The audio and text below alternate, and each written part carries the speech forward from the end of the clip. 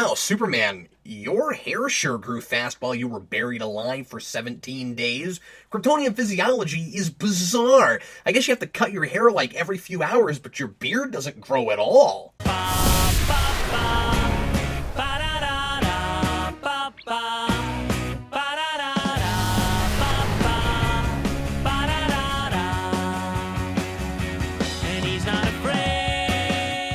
The following is an in-depth story analysis. If you haven't seen this film, you might want to before watching this review. In August of 2009, I made a video review that changed my life. It's presumptuous of me to compare Superhero Rewind to the likes of Death of Superman, but in miniature, it's similar in that the writers and artists who made that series had no idea it would be so successful. They did what they did because they weren't allowed to do the story they wanted to, marry off Clark and Lois, as the Lois and Clark TV show planned to do that and didn't want the comics to do it first. And I did Superhero Rewind because I didn't have the opportunity to do what I wanted, write for a living, and I had a lot of free time on my hands. It's funny how some of the best ideas come because of roadblocks.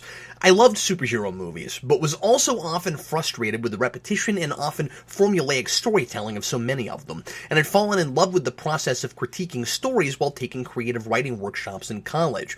And as those first several weeks went by, and I posted my reviews to what I was sure I would think of as the internet video graveyard, I found it so satisfying to get all my thoughts about these movies on video that I just kept going, each fleeting but precious piece of feedback a ray of yellow sunshine, strengthening my energy reserves and propelling me to continue. I began with a mission to review every superhero movie ever made, and of course, it didn't feel like the most monumental of commitments at the time, because if no one ever saw it and I ever decided I was fed up, no one would ever know I'd broken it. And it also didn't feel like such a daunting task. Sure, there were quite a few superhero movies, but we weren't seeing 6 new ones a year. There was no telling if Marvel's grand plan after Iron Man would pan out. We couldn't be completely sure if there would even be a Dark Knight sequel, and I was cranking these things out 10 to 15 minutes a pop once a week. Believe it or not, there was a time when I worried I might run out at the height of the series' popularity. Obviously, I had no idea what I'd gotten myself into. 5 years later, not only am I not even halfway through reviewing every superhero movie ever made, but now that the format has evolved into a totally different beast, I'm starting to feel the need to backtrack and re-review movies I've already tackled. I chose Superman Doomsday as my first review somewhat arbitrarily. I was experimenting, not even sure exactly what kind of a show this was going to be, and I didn't want to begin with any of the major blockbusters, lest I made a complete fool out of myself talking about something so popular that some guy actually stumbled upon it through a keyword search and was so dumbfoundedly bored out of his mind that he clicked on it and ended up somehow even more bored than he was while scrolling haphazardly down search results for, say, Batman Returns. In actuality, when I did review Batman Returns, people weren't bored, just viciously angry that I disliked it so much.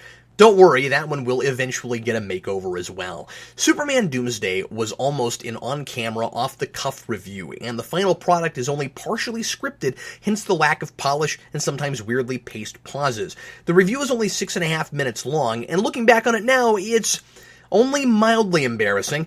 This was well before the days of the in-depth story analysis, and there's quite a bit more to say. As Superhero Rewind has been on hiatus for a number of months and had rarely reared its critical and wordy head for a good long time before that, I decided there was no more appropriate subject for its return than the first movie I ever reviewed, a movie about resurrection, and a movie based on the comics that are the reason I got into comics, and really a big reason I'm here doing this in the first place. So I'll get the first big question out of the way right now. Do I still feel the same way about Superman Doomsday as I did when I first reviewed it?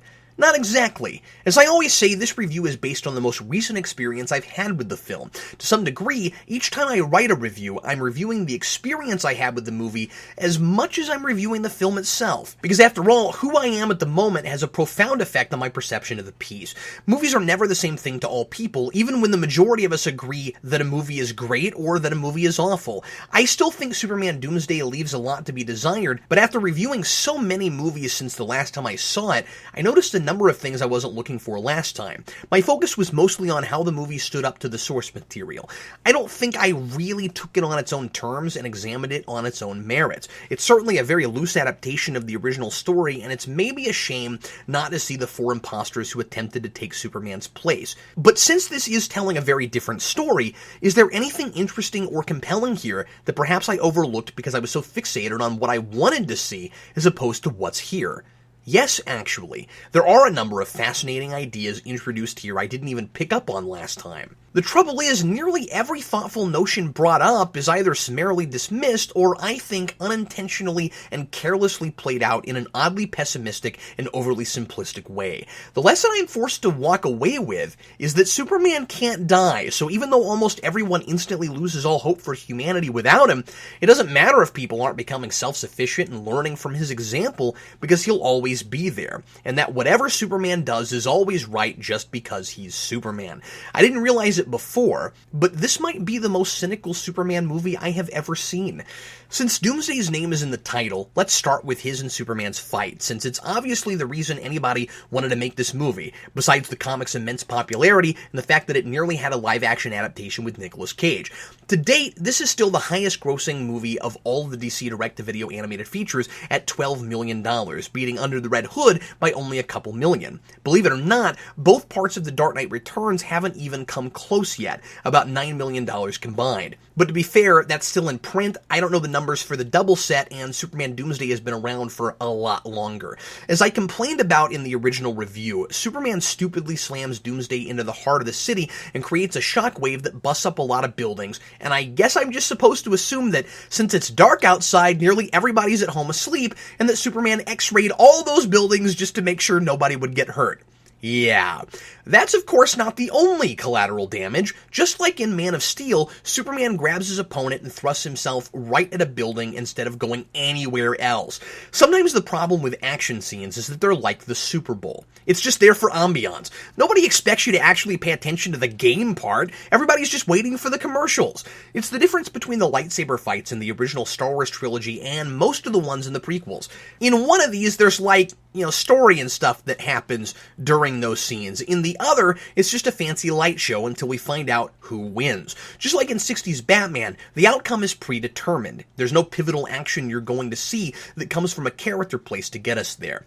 And in the case of these two Superman movies, we're not supposed to pay attention to anything a character does or whether it seems to be in his character to do it. If it looks like people would die because of something Superman does, just assume they don't. It's Superman. These are action movies. You're thinking too hard. Gonna give yourself a headache. So just as it looks like Superman's spent and Doomsday is about to drop his finish him move, Doomsday threatens a kid and Superman musters enough strength to fly him into space.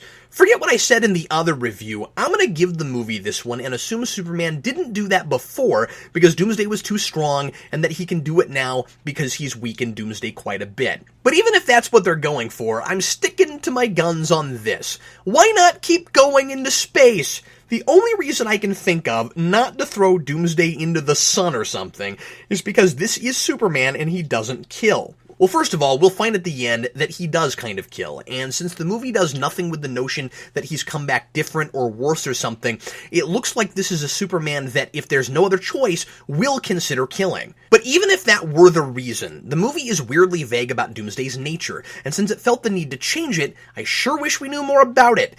In the comics, Doomsday is a genetically engineered creature designed to adapt to any sort of death and resurrect himself. He's like the monster version of Resurrection Man, except he doesn't get new powers whenever he comes back. Well, except the power to not get, killed that way again.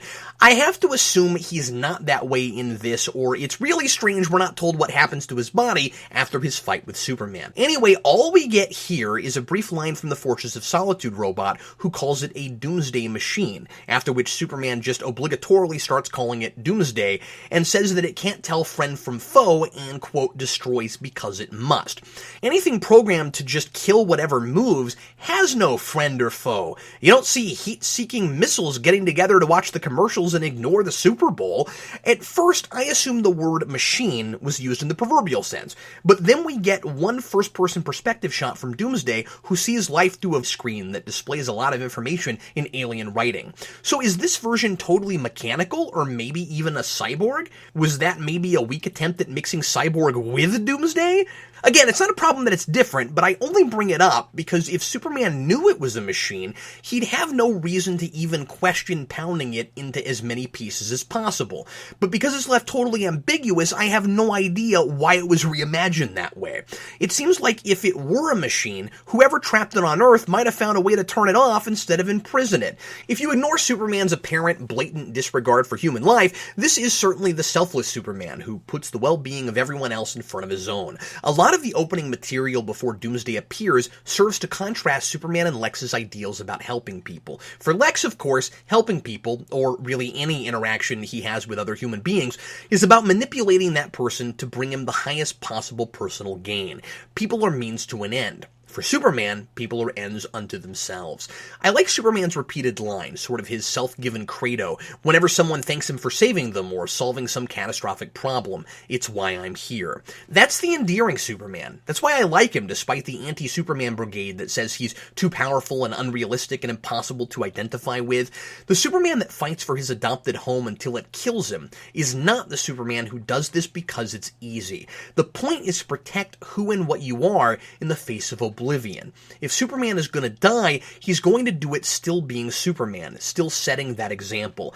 I like the attention that line draws to motivation. Superman is here to help. His powers are the tools he uses to do that. Lex is here to gain all the power he can and take over. And that's why he can't get his mind around what Superman stands for and that people worship the ground he walks on, because he wants to be, as he calls Superman at the beginning, a god. Superman already is one, and he doesn't care. Maybe he doesn't even completely realize it. And that's why he brings so much hope to the world. But while I like Superman's attitude about being a hero, he seems to perhaps give a little too much sometimes. At the beginning of the film, he seems almost more concerned with solving all the world's problems than he is with protecting people and setting a good example, like the guilt-ridden Jor-El from the Elseworlds comic story, The Last Family of Krypton. In that series, the entire El family makes it to Earth, rather than just sending Kal-El in a rocket, and Jor-El blames himself so much for not saving his planet that he overcompensates on Earth, changing the culture to such an extreme with advanced Kryptonian technology that he doesn't realize he might be creating a humanity that's dependent on him, and may be doomed to make all the mistakes the Kryptonians made that led to their world's destruction, if they aren't allowed to learn the tough lessons on their own. That's the mission the Jor-El of the Richard Donner movie sent his son on, to be the light to show the way, but not to interfere in the natural development of humanity. He hoped that Superman would simply show people how to be great. A people forced into greatness is not a great people at all. Superman here is trying desperately to use the technology of the Fortress to cure cancer, and he's failing. This serves a dual purpose. First, to drive home his opposing philosophy to Lex's, in maybe a convenient and on-the-nose way. This is happening at exactly the same time as Lex learns that his scientists have cured muscular dystrophy, and instead of making the cure available right away, and after pointing out that he could cure every case immediately if he was so inclined, and I'm sure, to further his dominance over the ungrateful and unworthy peasants he lords over from on high. Superman's attempt to cure cancer also serves to illustrate that with all his power, he isn't immortal, foreshadowing his death, and to show that there are some things even he can't do. And interesting, perhaps some things that someone like Lex can do. He says he wants to be more than Metropolis's resident strongman. I really like this dilemma. Superman having to face his limitations, and for a minute, it really seems like maybe that's what the movie is going to be about. Superman might be losing sight of what his purpose should be, only to have it reaffirmed for him when he returns from the dead and the world is ruled by a dark and despotic perversion of himself. Modern stories questioning if Superman is really just an ideal to strive for, or if people would become more complacent, have been all the rage in the comic world over the last decade or more, especially in the New 52. People generally distrust anyone with too much power, no matter what their agenda seems to be, and in the face of criticism like Superman isn't relatable, and the Dr. Manhattan question of the implications if he turns on us are so terrifying, we shouldn't trust him no matter how many times he seems to prove himself. We're seeing a lot of stories attempting to put Superman in a more realistic, suspicious, and uncertain world. And like Captain America holding on to his ideals and proving himself still relevant in the face of an America that sometimes seems to put protection over individual freedom, freedoms in Captain America Winter Soldier, it can be incredibly interesting and thought-provoking, I think, to put Superman in that world and see if he sinks or swims. I've always said a dark Superman movie is a great idea, just don't make Superman the dark part. But despite presenting itself as a PG-13 movie for adults, Superman ultimately seems to learn very little about what the world would be like if he was taken out of it. And if anything, it makes him darker and no one seems to notice. We have a metropolis that becomes an incredibly depressing place, where very few people, really nobody except for Lois, seems to have learned anything at all from Superman's example, and once he comes back, he doesn't question his own behavior like I think he should. Asking questions like, maybe no one understood what I was saying and they were just using me as a crutch. And those idiot lemmings who pretty clearly were just using Superman as a crutch don't ask questions like, wow, it never occurred to us what things would be like if Superman started taking advantage of his power, and holy crap, this new Superman wearing black and wielding a kryptonite gun doesn't act anything like the Superman we knew. There are some good questions raised here, but the whole thing really falls apart hard in the third act, degenerating into an admittedly well-choreographed action fest that hopes I'll turn my brain off and not notice that Superman kind of just compromised his ideals while fighting a doppelganger who perverted them. If there was one time in Superman's entire career to publicly showcase his ideals, it's when fighting another Superman who thinks he has to impose order and that the rules don't apply to him. I'm not even really complaining that the people of Metropolis are so super cynical. That's really interesting, although it's pretty simplistic that everyone who isn't Lois responds exactly the same way. Oh no, there's no Superman. I guess the whole world is going to pot. So instead of following his example and doing something about it, I'll just embrace the madness. I suppose people need time to grieve, sure, but you would hope some people would still keep their wits about them in case they're not given that time. But it should really tell Superman something when he gets back. Maybe his attitude was off, or maybe he wasn't communicating his intentions very well. Metropolis's citizens expect Superman to save the day over and over, and when he gives his life for them, they seem weirdly ungrateful. I mean, yeah, they think they need Superman so badly that they're real quick to accept the clone as the real McCoy, but they sure don't seem to care about him or what he stood for so much as looking at him like that GPS they didn't used to have, but now that they have it, they'd be lost if it suddenly got smashed to pieces by a Doomsday monster. Instead of the bronze statue that tries to embody who Superman was, he gets a big black rock Superman S. Black? Really? Again, I don't want to complain just because it's different, but come on! You don't remember a person the way they died, you celebrate how they lived. That S seems to represent the despair and hopelessness of a future without Superman. Wouldn't he want to be remembered as a force for good that people can look to even after he's gone? When the clone hits him with it at the end, what is that supposed to represent? And why is Lois the only person who steps up and takes it upon herself to save people in the middle of catastrophe? Where's the Steel or the Bibbo of this world? I'd figure Superman would feel like Martin Luther King Jr. would if he were to somehow return from the dead in some dystopian universe where no civil rights progress was made at all, and all he was remembered for was his tremendous speaking voice. A lot of the reason Death of Superman resonated with people is that it explored what a world without Superman would be like, the varying ways people would handle their grief, and seeing how Superman inspired people, good and bad. I could see some potentially intriguing social commentary here about how the character is perceived by the real world, and indeed, when the story was published in the early 90s, there was a lot of talk about how Superman was being seen as more and more irrelevant as more violent vigilantes and anti-heroes were becoming all the rage, that perhaps Superman's ideals were unrealistic and naive, and that once the comics killed him, the publications stopped, and people began to wonder if DC was going to bring him back at all. They realized how much of an American institution he was then, and how wrong the world would feel without him. We always better appreciate what's taken away from us.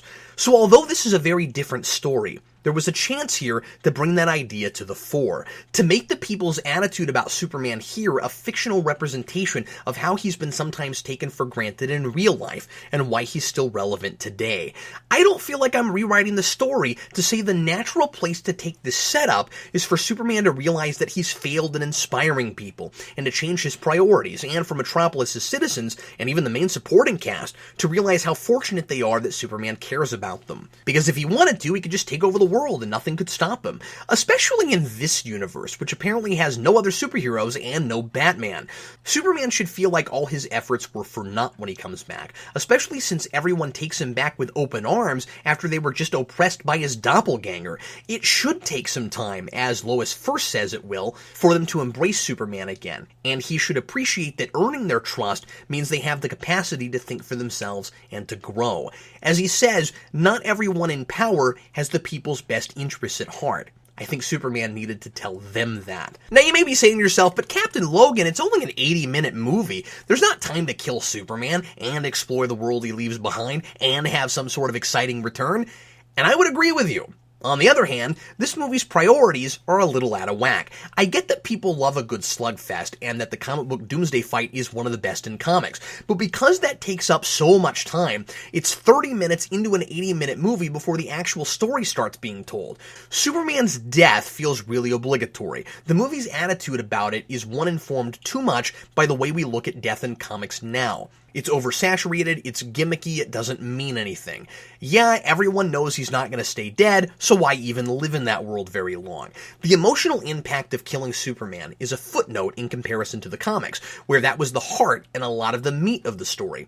Superman here is thought dead for only 17 minutes, and there's none of the mystique surrounding his resurrection. It's also a bizarre coincidence that the Fortress robot tells the revived Superman that it detected his life signs in the tomb 17 days after he was presumed dead. 17 minutes? 17 days? I mean, I'm not going to read into that or anything, but I can't notice a thing like that and not mention it. In a perfect world, we'd have a Death of Superman adaptation handled like The Dark Knight Returns, split into 2 films with an act and a half in each part.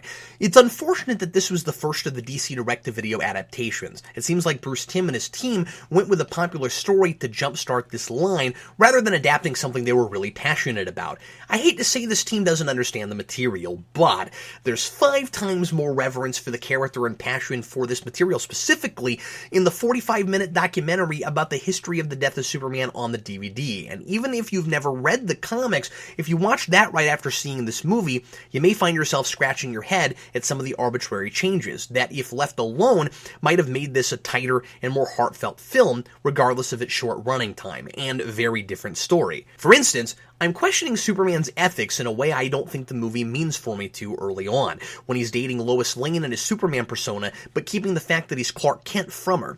I mentioned how odd I thought this was in my initial review, but I think what makes it most problematic is that it kind of goes against Superman's values. How is a relationship not built on complete honesty a good foundation? I realize that in the comics, Clark dates Lois for decades before he finally reveals that he's Superman, but he does that shortly before Death of Superman and by the same creative team for this very reason. It seems out of character for Superman to lie to the woman he wants to marry, even to keep her safe. Somehow it seems even worse when it's the reverse. The Superman persona having a romantic relationship with a woman and keeping Clark Kent from her, because at least as Clark, he's in the guise of a regular person. Superman is supposed to be as close to the model of perfection as he can be.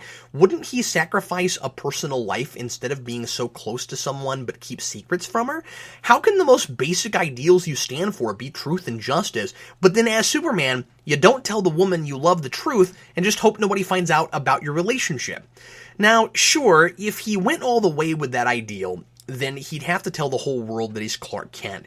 But there's a certain amount of practicality I think I have to give Superman. How could the man function if he had to be Superman all the time? He is a man too, after all. If as Superman he's going to be the ideal, he has to have a private life so he can keep perspective and remind himself what he's fighting for in the first place. And while we're on the subject, it's weird that Lois is the only person who puts herself on the line to save people after Superman's death, since she clearly doesn't understand him at all. She berates Superman for not telling her his secret identity, and when he explains that it's for her own protection, she says that's a load of baloney, and that it's because he has a, quote, very human, very male fear of commitment. First of all, That's unnecessary gender stereotyping. I mean, if Lois were to put herself in his shoes and she was trying to help people the way he does, wouldn't she have a fear of commitment too? This isn't the same thing as your typical macho guy who's afraid to get married because he'll be tied down and won't get to go out drinking with his buddies on the weekends or work on his 73 Impala in the garage every day when he gets home.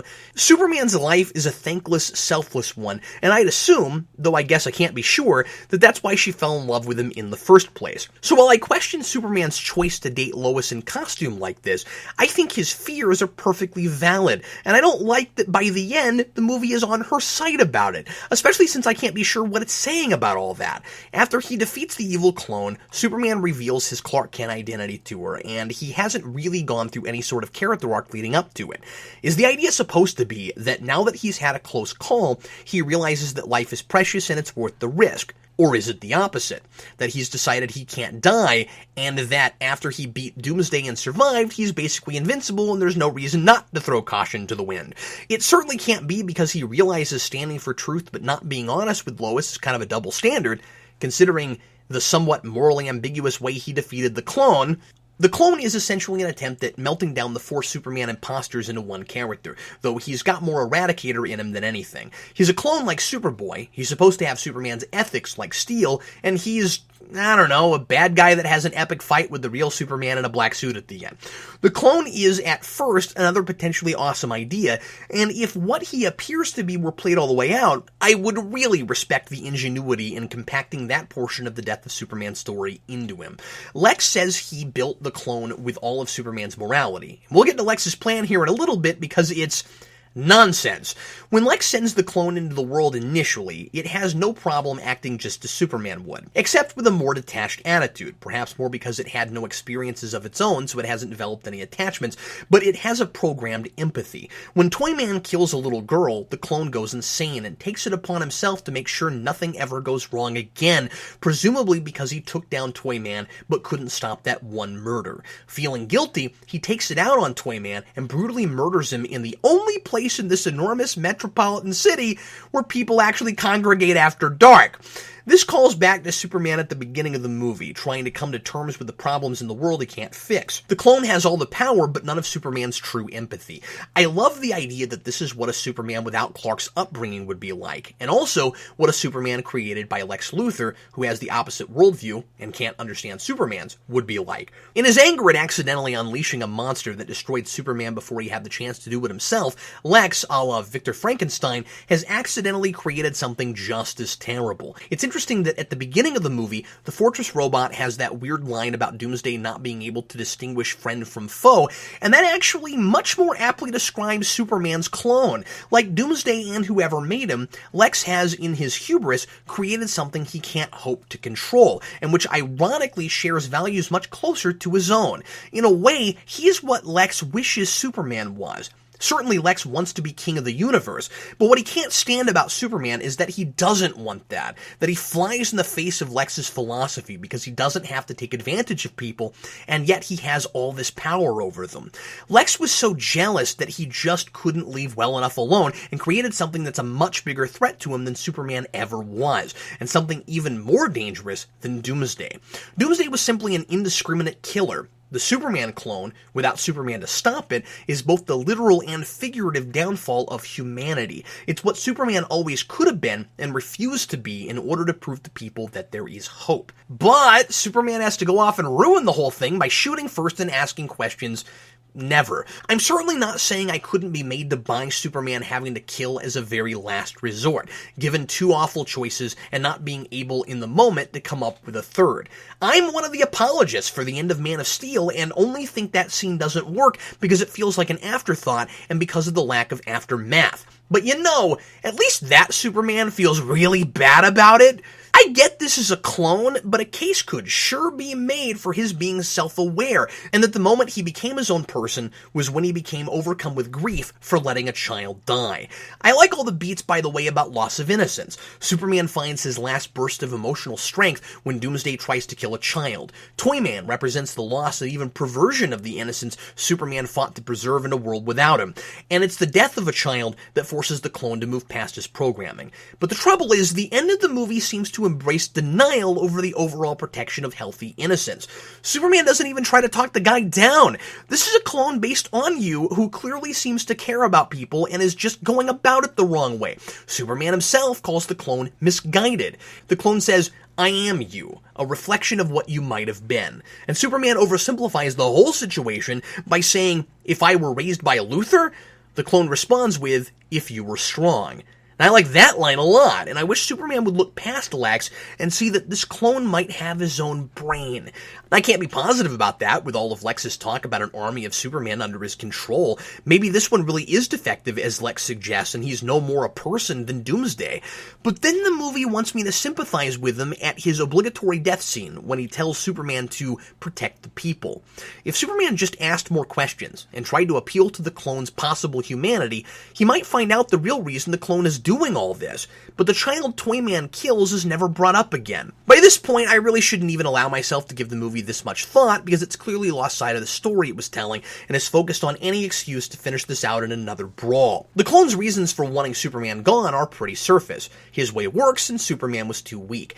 But if it were made personal, "I tried it your way, and that little girl died," I'd be positive of the clone's motivations, would sympathize, and we'd have an intelligent argument on our hands. Can Superman always hold to his ideals? Must he make compromises? When should he make compromises? It's bizarre that the movie draws attention to how out of character Superman is when he comes back, and then retracts it right at the end. Lois sees a black costume Superman carrying a kryptonite gun and says, "That's not very Superman-like." And not only does she go get the gun for him while questioning his methods, but at the end, it's no longer an issue, and she believes he's the real Superman just because of the way he kisses her. Lastly, Lex Luthor's plot is the other major element that starts off fascinating and ends up completely silly and incomprehensible. I love this version of Lex until his true plot is revealed. He seems like the brilliant, calculating Lex who is so good at what he does he almost deserves his arrogance. James Marsters does a really ruthless and twisted Lex, and I'd really like to see him in the role again. This is the Lex that needs to beat Superman, or more accurately, needs the world to see him beat Superman. The most inspired idea in the film is Lex partly cloning Superman just so he can beat him up every day and get his revenge for Superman leaving too soon. That's one of the few elements that's so disturbing, but deliciously so, that it actually helps earn this a PG-13, when so many others are forced in its otherwise a silly cartoon masquerading as a serious piece.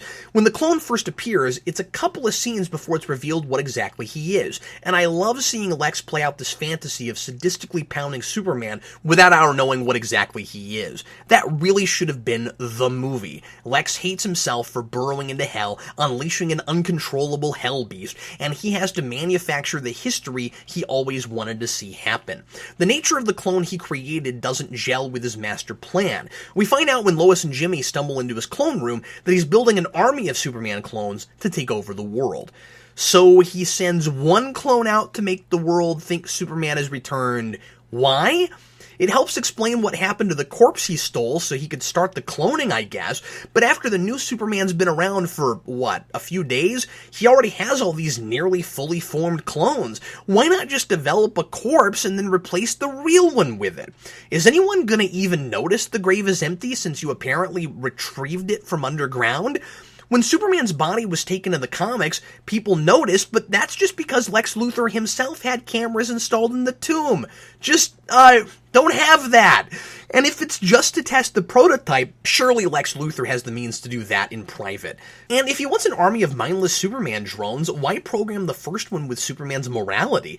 Why program it with anything but instructions to do Lex's bidding? And the only reason he needs a convoluted endgame strategy like Kryptonite and the Noggin is because he was trying to create the closest thing to the real Superman, but still be able to control it. And that is fascinating. That could have gone in any number of neat directions. Maybe he wants to change the public perception of Superman and then publicly defeat him himself and be the hero.